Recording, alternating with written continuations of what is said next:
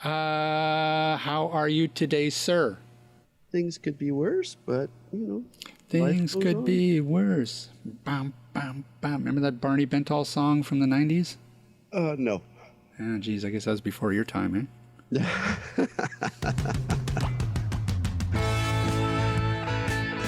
This is the AT Banter Podcast, a balanced and entertaining look at assistive technology, accessibility, and its importance in people's lives. Join Rob Minot, Ryan Fleury, and Steve Barclay as they banter with people around the world about anything and everything regarding assistive technology and the disability community. Now, on with the show.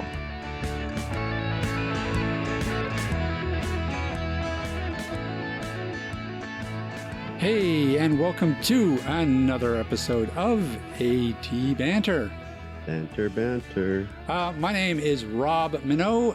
Joining me today, the lovely Mr. Ryan Fleury. Howdy. Well, we don't have, I don't know what to talk about now. We don't have Steve here to do the small talk. That's right. So no small talk this week. No small talk, all big talk this week.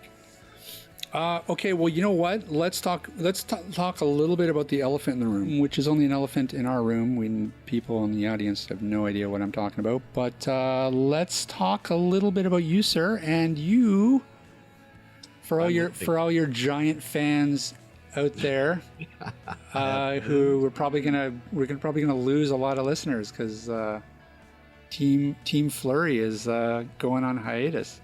You might actually gain some listeners. The word's going to spread. I am taking a 3-month hiatus from the podcast.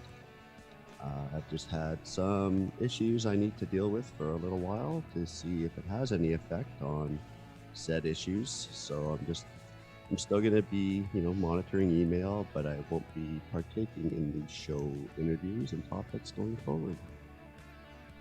That's right. So in his stead, Mr. Rick Chant is going to step in and help out with some of the hosting duties. I will be listening every week, though, so quality control still has to stay on. No pressure. No pressure. That's right. No, you guys will be fine. No, I'll be fine. We've talked about, changing up the show a little bit as well going forward. And so this will give, you guys a chance to try a few things out as well while I'm away. And that's right. I don't know who I'm going to argue with now. That's right. There's nobody to debate with. No, it's going to be boring. Thanks a lot. No, it's, it'll be good. And, maybe so when's our anniversary show? Middle of May sometime. So what is this? What is March, April? See, there you go. So maybe even right around just after the anniversary show. Maybe that'll be your triumphant return. Yeah, we'll have to wait and see how March and April go. And if I get through April okay, then, I will come back for the anniversary show. Yeah. But we'll have to wait and see. Yes. Everything's fine, people. I'm not dying. I'm just stepping away from the podcast for a couple months. And it's not a sex thing. Wiener works just fine. It's not coronavirus. Nope. It's all good. Yeah. All good. No, hey, I keep waiting to see if they're going to cancel CSUN. Yeah, that's what I'm wondering too. Like I checked the CSUN website just the other day. And we follow them on Twitter as well. Yeah, and they seem to still be going for it, but I don't know. I mean, like everything is changing day to day. Well, Facebook has canceled their conference. Microsoft has canceled theirs. Yeah, Apple's canceled or postponed one of theirs. There's no handshake policies going on at a lot of different conferences. Yeah, and the West Coast seems to be kind of turning into a bit of a hotspot. I mean, certainly Washington State has. Is a bit of a problem right now, and I know California had some issues too. So, yeah, I guess it's just something that we'll have to sort of monitor. But yeah, we'll see if Steve. I kind of don't want Steve to go down there because I know how Steve is like a virus magnet. Well, it's going to be interesting because there was something on Twitter I saw this morning that there were some people that were canceling attending CSUN. So yeah, it doesn't surprise me. A number of suppliers may be down as well. So. Yeah, it might turn out that it's just not worth it to go. Well, they've only got this week to figure it out because CSUN's next week. So. Yeah. Is it later in the week or is it the beginning of the week? I think it runs all week. Is it? Yeah. Interesting. The end of the week. No, I want to go wash my hands. I haven't even left the apartment. Now I'm getting all skeeved talking about it. I got to stop watching the news. That's the problem. Yeah. It's a little bit freaky. Hey, Ryan, on a brighter topic, what are we doing today? Today we are talking with Jessica Sanders and Christine Sket from Braille Works. Ah, excellent. Yeah, now this was that blog you came across a while ago, right?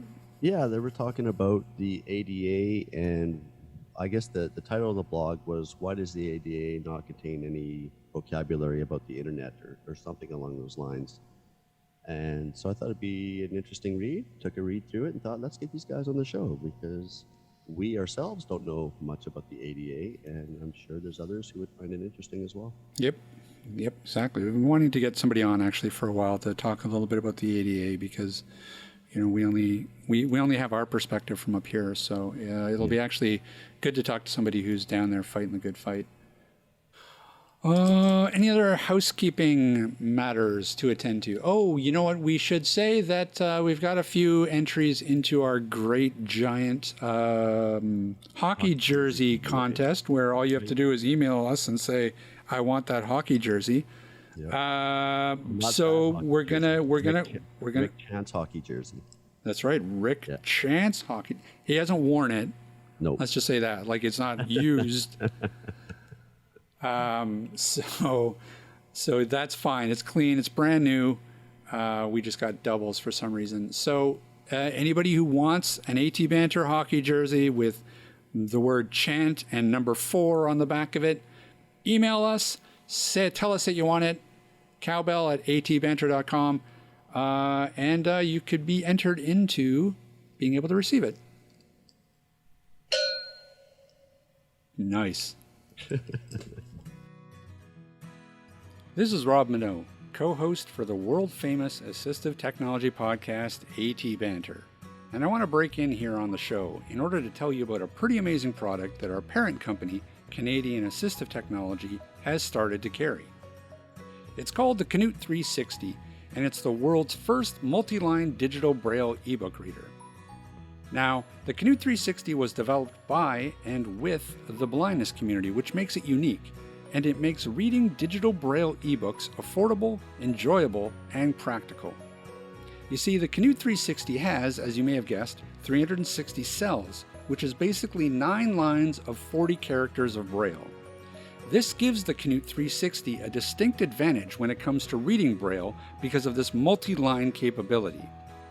Now, the Canute 360 supports all 6-dot Braille codes and is ideal not only for books, but for math, charts, tables, and even music, and this makes it the perfect choice for the student in your household. And there's even more good news. With its proprietary technology, the Canute 360 is less expensive than most other single-line 40-cell Braille displays on the market, at only $3,355.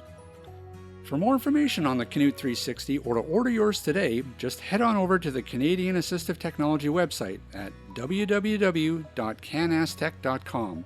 That's www.canastech.com. Or you can call us toll free at 1-844-795-8324. That's 1-844-795-8324. And now, back to the show. Joining us now are Jessica Sanders and Christine Sket. Hi, BrailleWorks is on the call. We have Jessica and Christine here. Well, perfect. Well, listen, guys, thanks so much for taking some time out of the day to talk to us a little bit about the ADA. Yeah, no problem. We're happy to do it. Well, why don't we just start off with just introducing yourselves and give us a little bit of background about you and what you guys do. Yeah, so I'm Jessica. I'm in the marketing department here at BrailleWorks, writing blogs and monitoring social media and all that good stuff. And I've been with the company for 7 years. Hi, I'm Christine, and I am the subject matter expert on ADA and some 508. And I went to school originally for occupational therapy in that area, and I really liked the advocacy side. Both of my parents are blind, so I know a lot about growing up with blind parents. I don't know about being blind, but I know, I've lived with my parents both being blind, so I learned about the advocacy needs there. I learned, I know back when we did not have the ADA and their rights weren't protected, even just going to look at houses, they could be refused to view a home.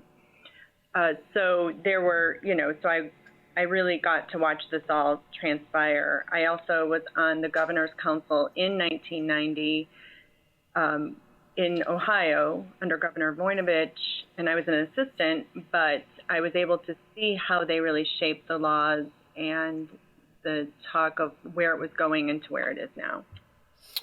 Right. I mean, and that's actually what sort of caught our eye to have you guys on the show was the article that that was on the BrailleWorks blog, specifically about the ADA and web accessibility and some of the language in it.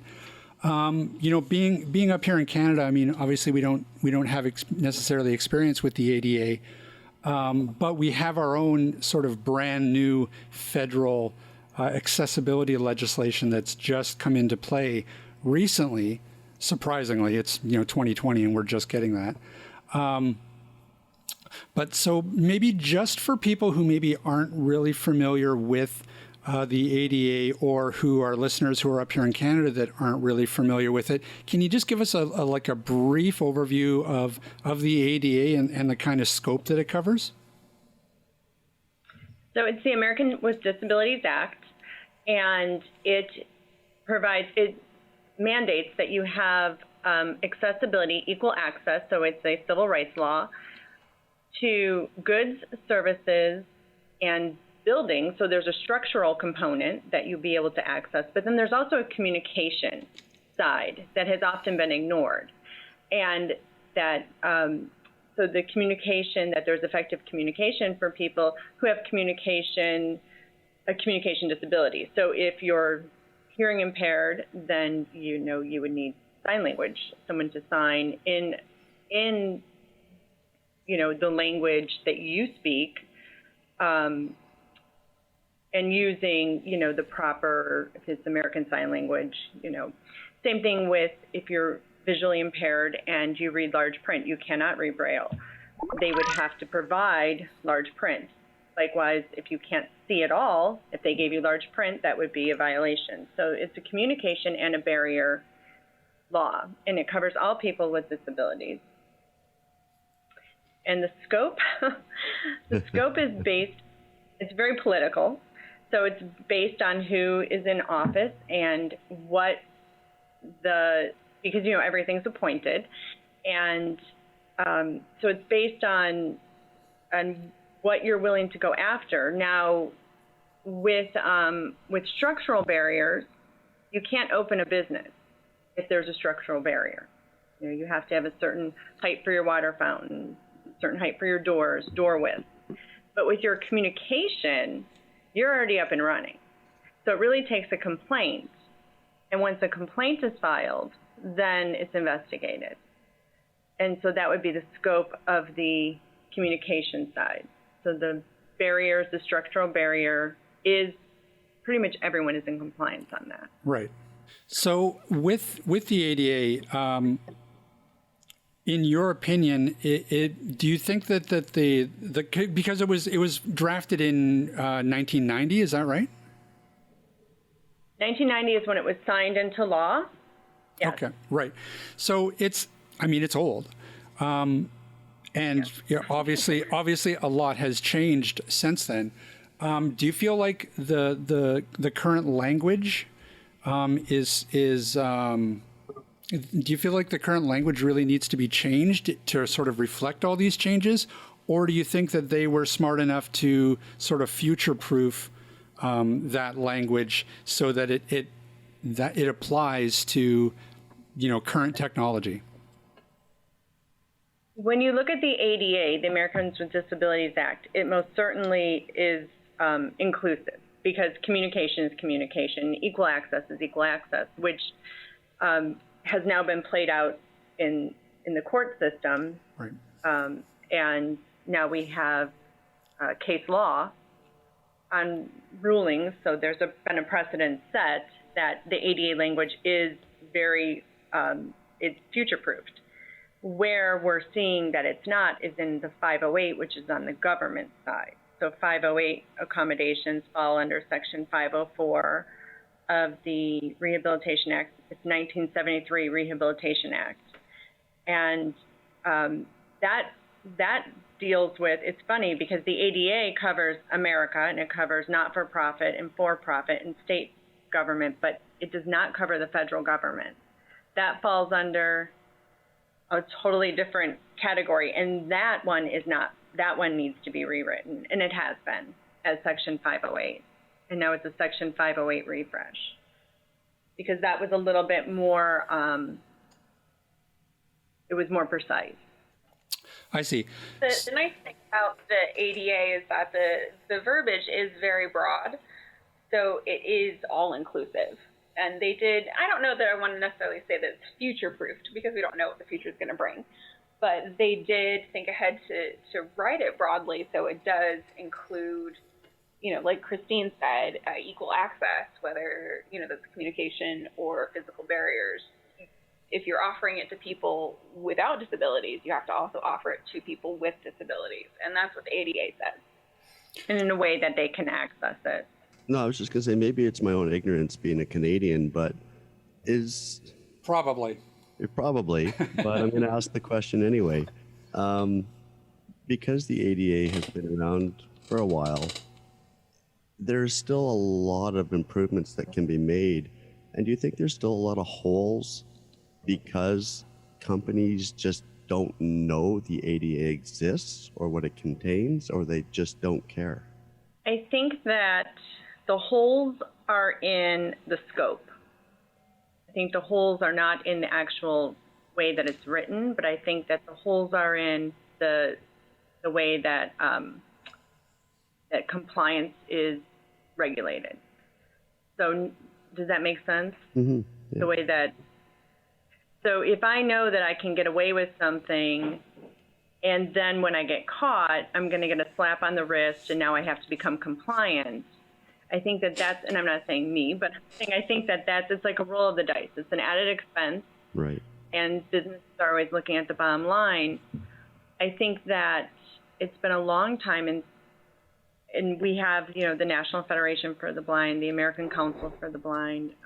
There's enough advocacy groups that have said no more, like we're done. Right. And a lot of them are starting to work together now. So I think we're starting to see that as well. And as businesses learn, they're either going to learn by being sued, mm-hmm. Right. or there is it's called structured negotiation. And it's when a business, like if a client says, hey, I was not able to get access, but I don't want to sue you. I'd like to see you work through this. And then there's a structured negotiation that takes place. And Lainey Feingold is an attorney in California, and she has been specializing in this for well over 20 years. And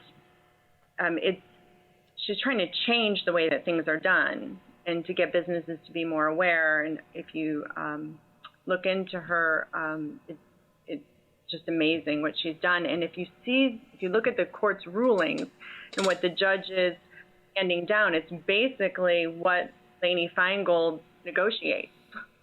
So it's pretty interesting to see how that has transpired. Well, and I think too. Yeah, and I think very, very simply put. We could liken it to so many things, like driving. You know, there is a posted speed limit. It is the law to follow that speed limit. That's very clearly written. But there are people that will speed because maybe they won't get caught, or maybe if they're caught, they can talk the officer out of the ticket. It's just, you know, the language is very, very clear and very plain, but not everybody's going to follow it. Right, but at the same time, you know, I saw an article, I think, from Forbes the other day, and this isn't new. You know, there's been, you know, thousands of cases still in the courts. You know, what is it going to take for companies to actually do an about face and see that it's the right thing to do to make these accommodations and have inclusivity? That's $1 million question. Yeah, right. You know, I mean, I think that, yeah.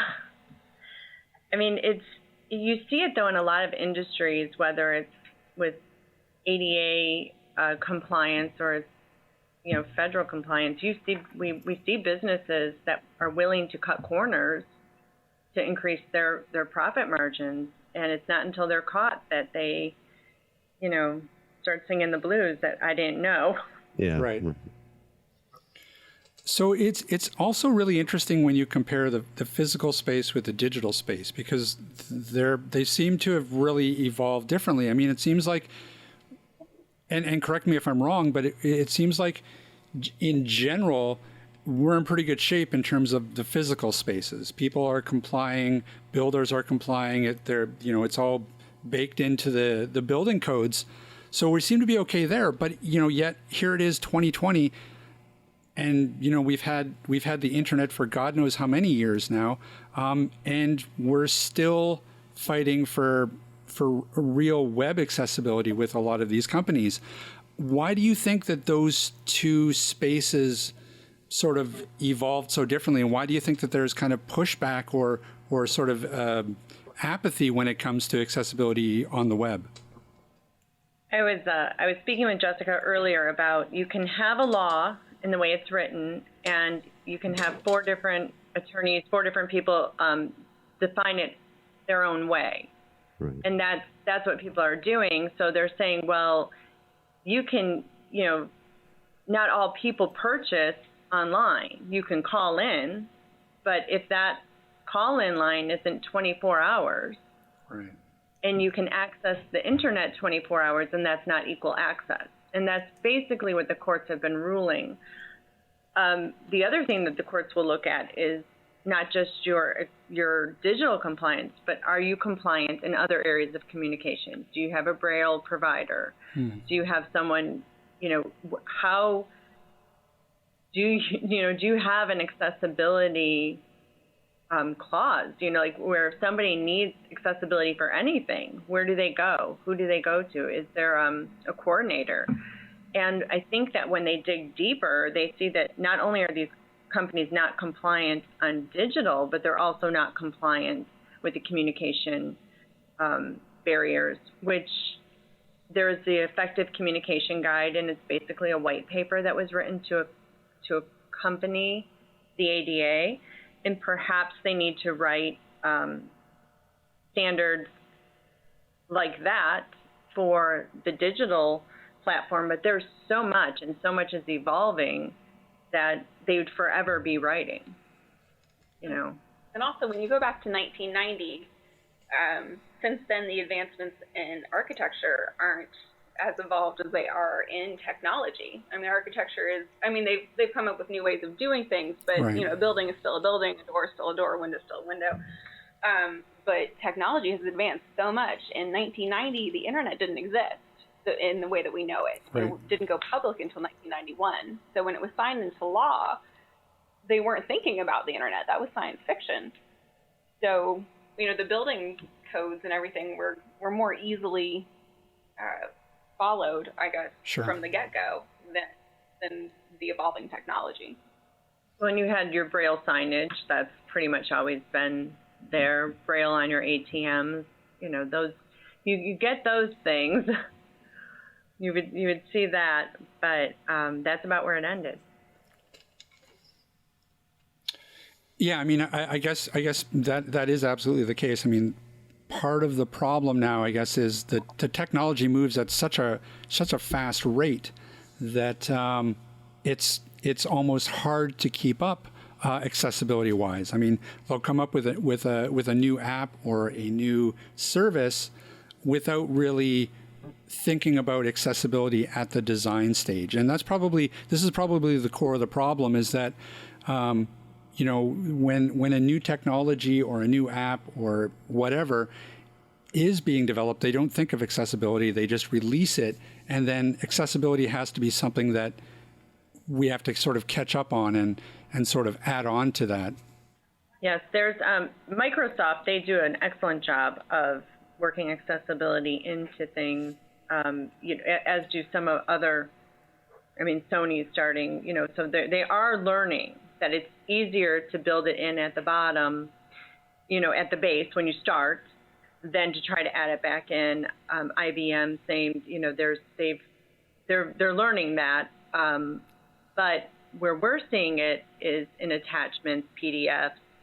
Adobe does not. So this is an interesting bit. Third-party providers are not responsible for your accessibility.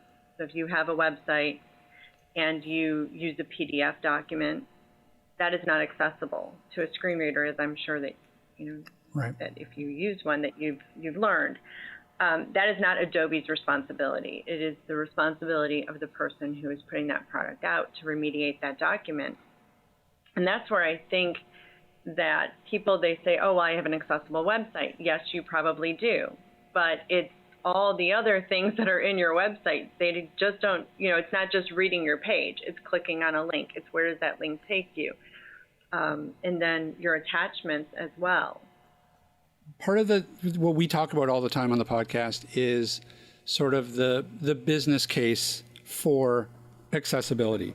It seems to be a no-brainer for us that the more accessible that you make your services, your website, whatever, the more people you're actually going to get involved in your website or buying your service or buying your product. So there's a real strong business case for accessibility. So that being the case, why do you think there's still this corporate pushback against accessibility? Why are they fighting, choosing to say fight, making their website accessible instead of just embracing that and embracing the business case for it, and leaning into it rather than spending all this money in the courts? That is a great question, and I don't know that there's a very easy answer to that. It's just speculating. I would imagine it's money. Sure. Because it costs a lot more to make an existing website compliant than it is to make it accessible from the beginning. Right. Go ahead. Well, they're also looking at, they want to be right. Nobody wants to be wrong in a civil rights issue, even if you're going about it in they're taking it out of the civil rights sector. Before, we've just seen a complete flip-flop, because what would happen is the Department of Justice would go after and fine these businesses, and then the person would step in with an attorney and sue.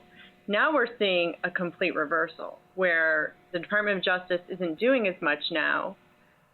These private citizens are suing, and then the Department of Justice will step in and say, oh, you did something wrong, so it's kind of like so now they want to clear their name almost. Nobody wants to be known as the company that denied access. Right. That denied equal access. And especially in this, where we are now in the political society, the politically correctness, nobody wants to be that company. I mean, Uber, when they denied a person with a guide dog from getting in their Uber, I mean, the backlash was huge. And now Uber's, we see them at the accessibility conferences, they're doing all kinds of training, and they are making it right, because it was an afterthought. I don't think anybody ever said, don't let a dog in your car at all. I think it was, the company can have good intentions, but if the person who's actually the servicing that, they might they might not. And, so when they said you can't get in the car with a dog, they learned real quickly that you have to now educate your contractors on the laws. And I think that's the biggest part. I've met with different banks who they are accessible and they have accessibility, but one person that didn't know and that didn't remember their training has said, no, we don't offer that, and they get dinged. Right. So, I think it's training your people and really putting, you look at equality and you really have to put all people. It has to be equal. And I think that if businesses started with equality, serving all, then they would not leave anyone behind. But they want to be right. And so I think that's why they'll fight it in court, to clear their name. So one of the concerns that we have behind our new Federal Accessibility Act is enforcement. How have you found the ADA is in that sense, in terms of enforcement? From a government standpoint, yeah. States, people are being held accountable across the board. It took a little while. It took, I would say, probably within the last 10 years, and it took a lot of advocacy. It took politicians to stand up and say, this isn't right, or this is the way that we want to see, this is what we want it to look like. So I think that the law itself isn't what, the law is only as good as it's supported. Right. There's a lot of antiquated laws, even, or irrelevant laws that come out. And if it's, who cares about that, So I think it's lobbying those, the decision makers and getting them to see that, this has value. So, it's definitely getting the people behind you that have the power. The most recent high-profile case was this Domino's case. Now, that seemed to be a really weird case to me, that Domino's would sort of go to the wall and fight as hard as they did over this, rather than just, make their app accessible. But of course, in behind them, they had a lot of corporate support. So the feeling that I kind of got was that there was sort of some corporate interests back there that were sort of using Domino's as a bit of a test case to see just how that all played out in terms of accessibility. Does that corporate pushback frustrate you? I think I don't think it frustrates me. I mean, it frustrates me as a person, but as a business, I think it should frustrate the people that, the consumers, most of all, because especially, the people in the disability community, because it's a large community. And I think that if a company doesn't value, if you're caught doing something wrong, then you make it right. But if a company is like, no way, I'm pushing back, and there's a bunch of people behind them that are willing to do that, I think that as consumers, people have to start looking at who are we doing business with. For me, it feels a lot like a toddler testing their limits, seeing how far they can go and what they can get away with, crying to mom and dad. Right. Or, separate. So, it's frustrating. But it also seems, it really does seem to me, it's counterproductive. It doesn't even make business sense to me. You would think that if had Domino's leaned into it, but like, yeah, look, we're gonna go in, we're gonna make our app accessible and let everybody know that, and just think of the influx of business that they could have had, rather than seeming like dicks. Like, to be honest, not to be too blunt, because really that's sort of I feel like they came out of that with a bit of a black eye. Definitely. And when Dixie went through a very similar lawsuit just before Domino's, and you would have thought that Domino's saw what happened with Winn-Dixie, the grocery stores, and no, they still went after pushing forward. I did sit, last year I was at CSUN in California, and I sat in with a session where it was a corporate attorney, and she was just perplexed at the whole Domino thing and how they thought they could move it forward, just based on, the previous rulings, but then the ADA, but they were really pushing on the language. And this is something that until we saw a lawsuit that had a ruling, and that was the Winn-Dixie case.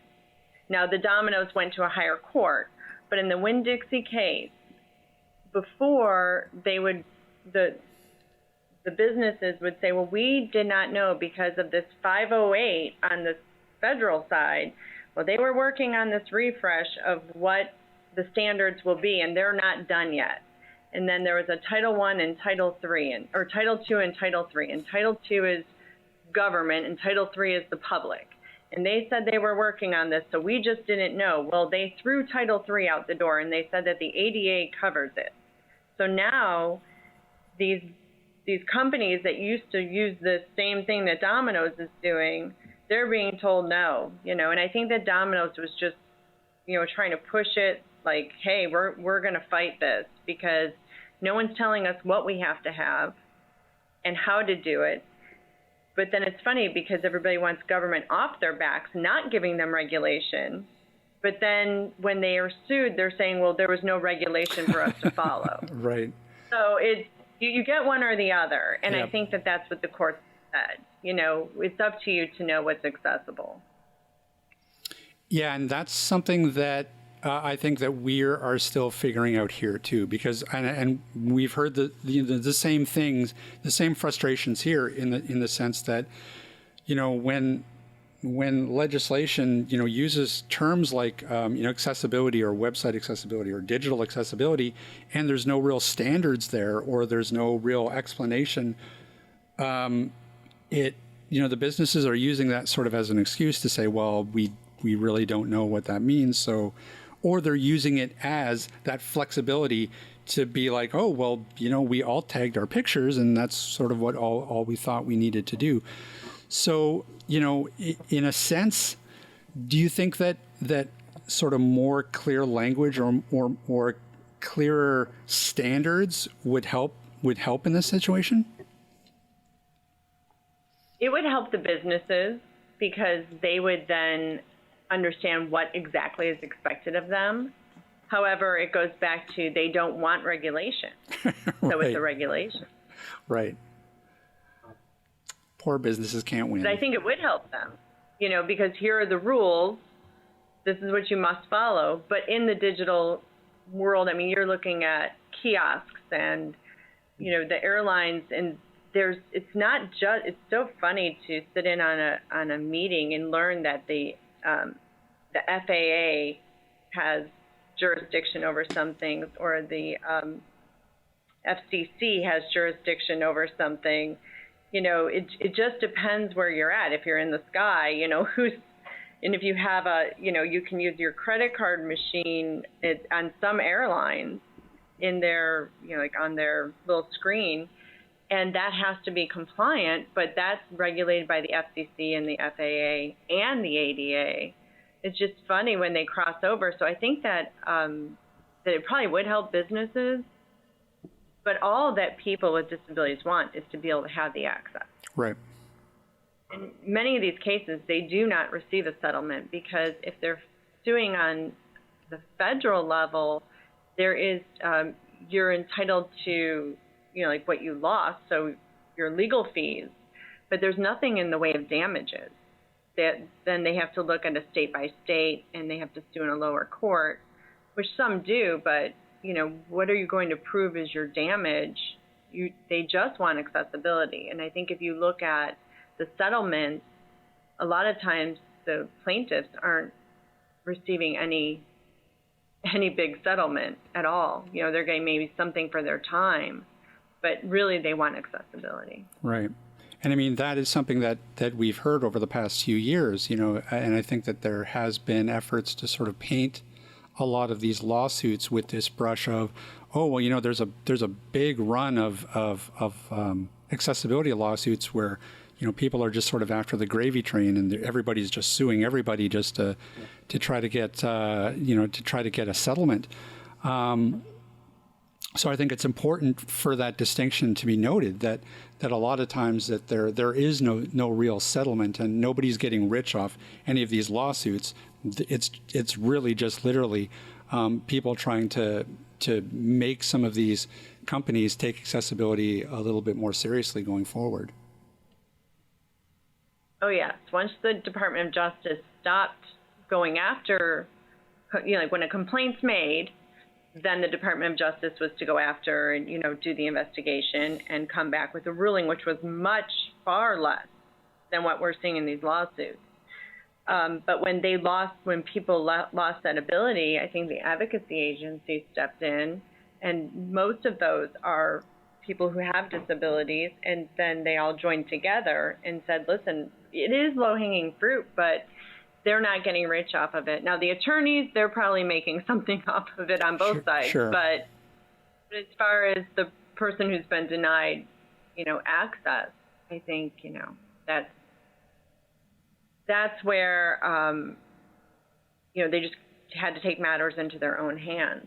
And now with precedent, they've won. It's crazy to think about how daunting the task is, going forward on making everything accessible. I'm sitting here, excuse me, I'm sitting here in my Guitar Dungeon studio, and I'm totally blind myself, but, I've got a TV on the wall that I can't access the menus on. I've got a home theater receiver I can't access the on-screen menus through. Sitting in a taxi cab, I can't access the debit card machine because of the screen. There's no audio output. It's got to be such a daunting challenge for these advocacy groups. Who do you go after? How do you go after them? How do you educate? We need a large universal task force to take on something like this. Well, and in most cases, if you speak with the plaintiff, they have reached out numerous times by letters. They've reached out with advocacy groups to try to get the businesses first to understand the need to be compliant.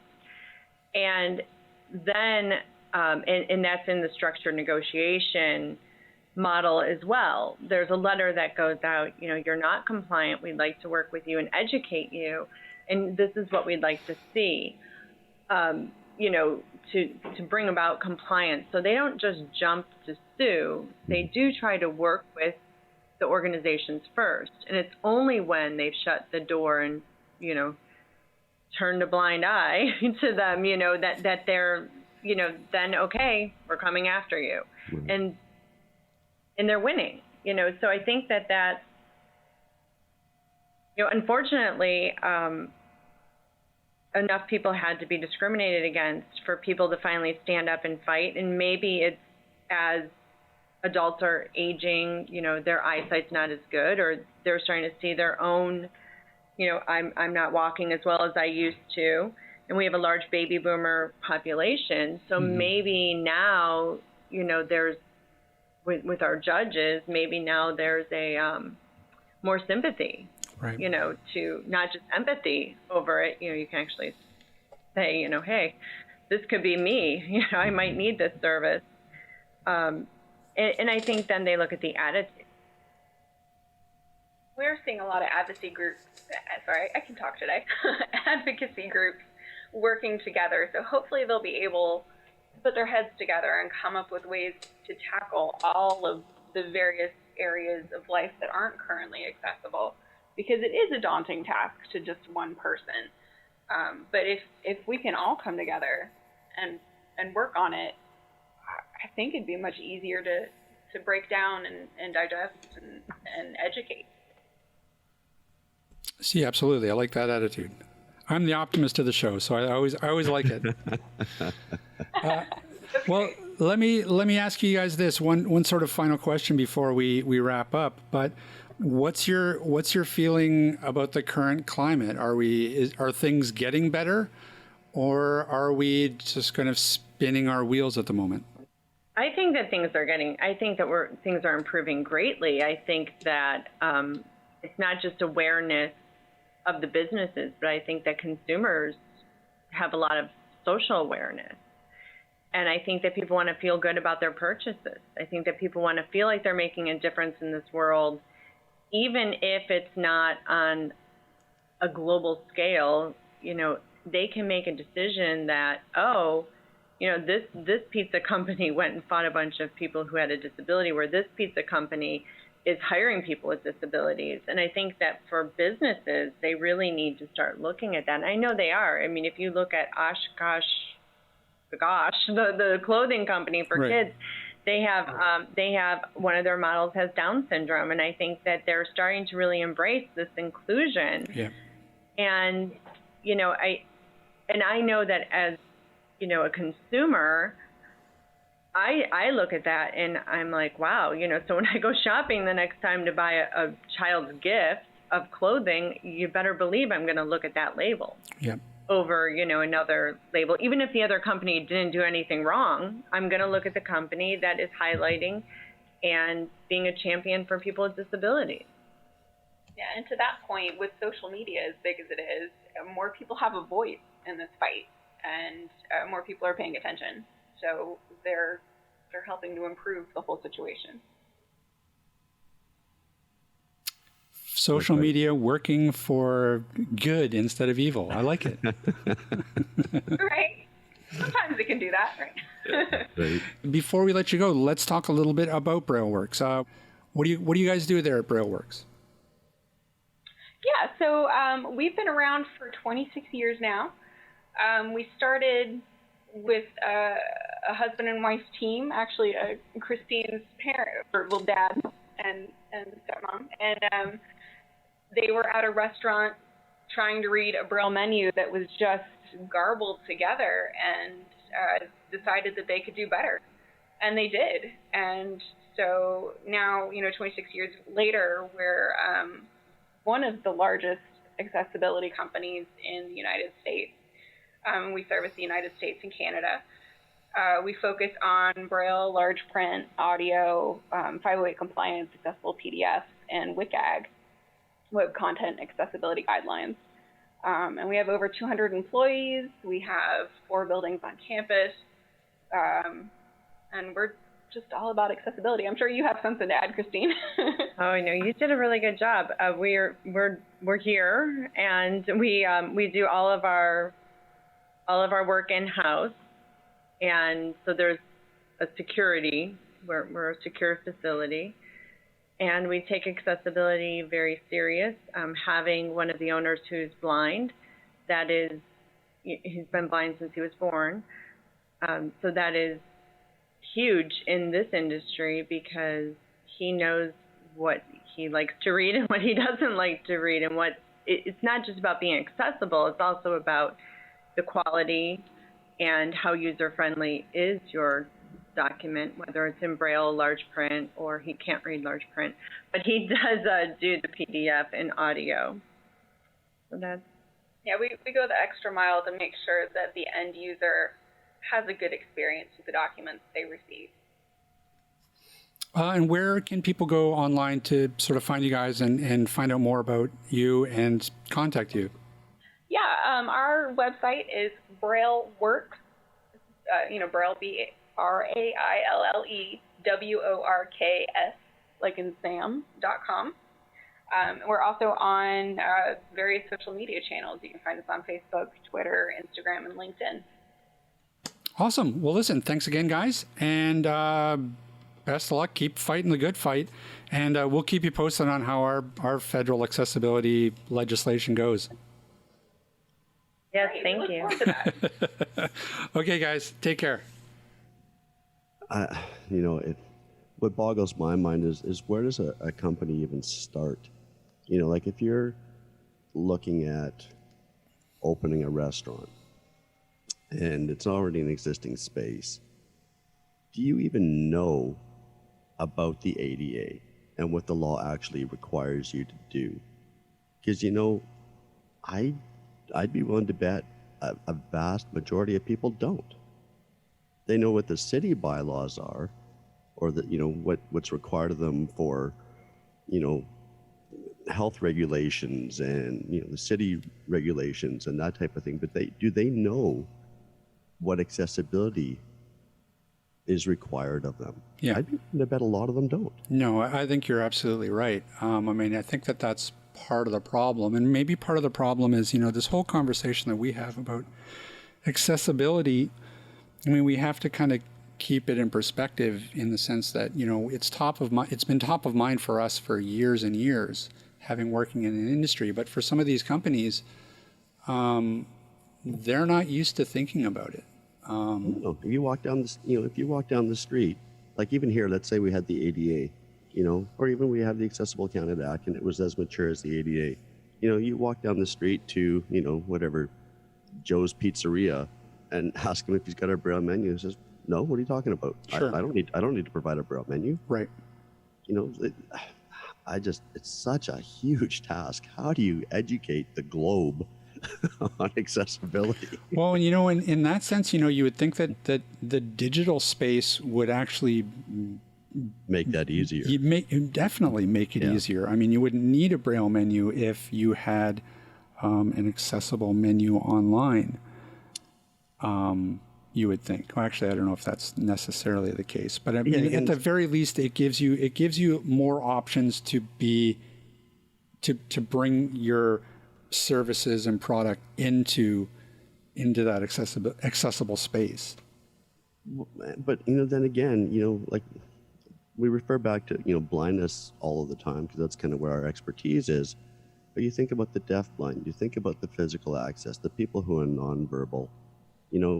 This restaurant has a Braille menu. That's great if you have blind patrons. But what if you don't have large print signage? What if you don't have an accessible ATM machine? What if you don't have, A, B, C, D? Sure. That list of accessibility accommodations just keeps expanding and expanding and expanding. Right. And so at some point, we as consumers as well, I think, and I don't know, send all hate mail to me, but I think we as consumers also have to be educated and knowledgeable enough on how to use the products we require to gain access to goods and services that we want access to. If somebody's screaming that a restaurant doesn't have a Braille menu, or their Braille menu's in grade 2 Braille, but you maybe only know grade 1 Braille, whose fault is that necessarily? The restaurant has an accommodation for you, but because you can't read grade 2 Braille, is that their problem or is that your problem? Like, we all have different skill sets. It's got to be so difficult.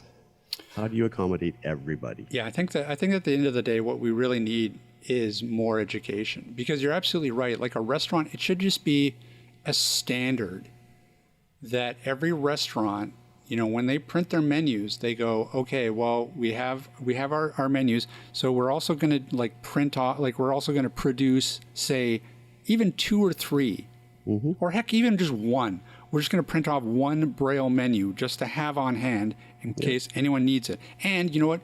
We'll even get a large print menu printed as well. And that should just be a standard among every single restaurant. You should just be able to walk into a restaurant and be like, yeah, could I see your Braille menu? And they'd be like, yep, here you go. Well, what's amazing is, my wife and I went out for brunch with her relatives on Sunday to a Milestones restaurant here. And they brought a Braille menu. I didn't even have to ask for a Braille menu. They brought me a Braille menu. Yeah. It was a given. And kudos to Milestones for doing that. Now, I don't know if that happens through all of the restaurants in that chain, but when we hear of stories like this, we need to applaud that and we need to scream it from the mountaintops. Yeah, you're right.